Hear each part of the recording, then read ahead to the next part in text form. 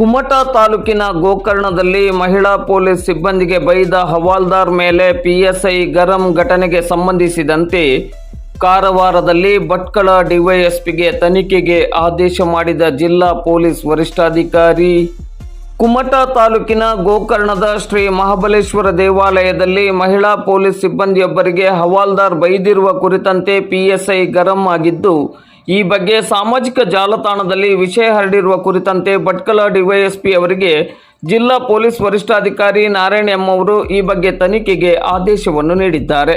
ಈ ಘಟನೆಯ ಕುರಿತಂತೆ ಪೊಲೀಸ್ ವರಿಷ್ಠಾಧಿಕಾರಿ ನಾರಾಯಣ್ ಎಂ ಅವರು ಸ್ಪಷ್ಟನೆಯನ್ನು ನೀಡಿದ್ದು, ಘಟನೆಯ ಸತ್ಯಾಸತ್ಯತೆಯ ಕುರಿತಂತೆ ತನಿಖೆ ಮಾಡುವಂತೆ ಭಟ್ಕಳ ಡಿವೈಎಸ್ಪಿ ಅವರಿಗೆ ಆದೇಶವನ್ನು ಮಾಡಲಾಗಿದೆ ಎಂದು ಶುಕ್ರವಾರ ಸಂಜೆ 5 ಗಂಟೆ ಸುಮಾರಿಗೆ ಕಾರವಾರದ ಜಿಲ್ಲಾ ಪೊಲೀಸ್ ವರಿಷ್ಠಾಧಿಕಾರಿ ಅವರ ಕಾರ್ಯಾಲಯದಲ್ಲಿ ಮಾಧ್ಯಮಕ್ಕೆ ನೀಡಿದ ಮಾಹಿತಿಯಲ್ಲಿ ತಿಳಿಸಿದ್ದಾರೆ.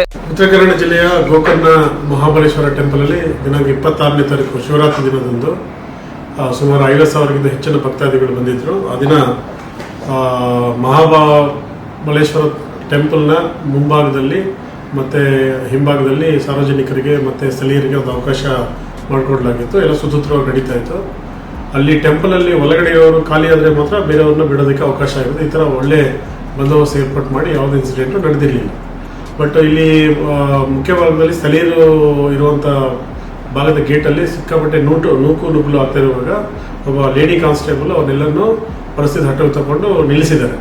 ಆ ಸಂದರ್ಭದಲ್ಲಿ ಇನ್ನೊಬ್ಬ ಕಾನ್ಸ್ಟೇಬಲ್ ನಮ್ಮ ಜಿಲ್ಲೆಯವರೇ, ಅವರು ಬಟ್ಟೆ ಹಾಕಿಲ್ಲ, ಅವ್ರು ಕಾನ್ಸ್ಟೇಬಲ್ ಅಂತ ಗೊತ್ತಿರಲಿಲ್ಲ. ಅವರು ಆ ಲೇಡಿ ಕಾನ್ಸ್ಟೇಬಲ್ಗೆ ಏಕವಚನದಲ್ಲೆಲ್ಲ ಸಂಬೋಧನೆ ಮಾಡಿದ್ದಾರೆ ಪಬ್ಲಿಕಲ್ಲಿ ಅಂತ ಹೇಳಿ ಆ ಲೇಡಿ ಕಾನ್ಸ್ಟೇಬಲ್ ಅವ್ರಿಗೆ ನೀವು ಆ ಥರ ಮಾತಾಡಬಾರ್ದು ಅಂತ ಹೇಳಿ ರಕ್ಷಣೆಗೆ ಹೇಳಿದಾಗ PSI ಗೋಕರ್ಣ ಕಾದರ್ ಪಾಷ ಅವರು ಹೋಗಿ ಅವ್ರಿಗೆ ಪೊಲೀಸರು ಈ ಥರ ವರ್ತನೆ ಮಾಡಬಾರ್ದು ಅಂತ ಹೇಳಿ ಹೇಳಿ ಅವ್ರ ಮೇಲೆ ಹಲ್ಲೆ ಮಾಡಿದ್ದಾರೆ ಅನ್ನೋದು ಸಂಬಂಧಪಟ್ಟ ಸೋಷಿಯಲ್ ಮೀಡಿಯಾದಲ್ಲಿ ವೈರಲ್ ಆಗಿದೆ.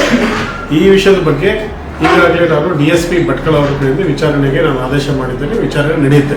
ಬಟ್ ಕೆಲವು ಪತ್ರಿಕೆಗಳಲ್ಲಿ ಸೋಷಿಯಲ್ ಮೀಡಿಯಾಗಳಲ್ಲಿ ಇದಕ್ಕೆ ಕೋಮು ಬಣ್ಣ ಹಚ್ಚೋದು, ಪೊಲೀಸ್ ಜಗಳದಲ್ಲಿ ತಿರುಚಿ ಬಿಟ್ಟು ಹೇಳೋದನ್ನೆಲ್ಲ ನಾನು ಗಮನಿಸಿದ್ದೇನೆ. ವಾಸ್ತವ ಅಂಶ ಬಂದಾದ ನಂತರ ಯಾರು ತಪ್ಪು ಮಾಡಿದ್ರೆ ಅವ್ರ ಮೇಲೆ ಕ್ರಮ ಜರುಗುತ್ತೆ. ಅಲ್ಲಿಗಂಟ ಸೋಷಿಯಲ್ ಮೀಡಿಯಾನ ಮಿಸ್ಯೂಸ್ ಮಾಡೋದು, ಪತ್ರಿಕೆಗಳಲ್ಲಿ ಸುಳ್ಳು ಸುದ್ದಿಗಳನ್ನ ಬರೆಯೋದನ್ನು ತಾವು ಮಾಡಬಾರ್ದು ಅಂತ ಹೇಳಿ ಈ ಮೂಲಕ ನಾನು ಕೋರ್ಕೊಳ್ತೇನೆ.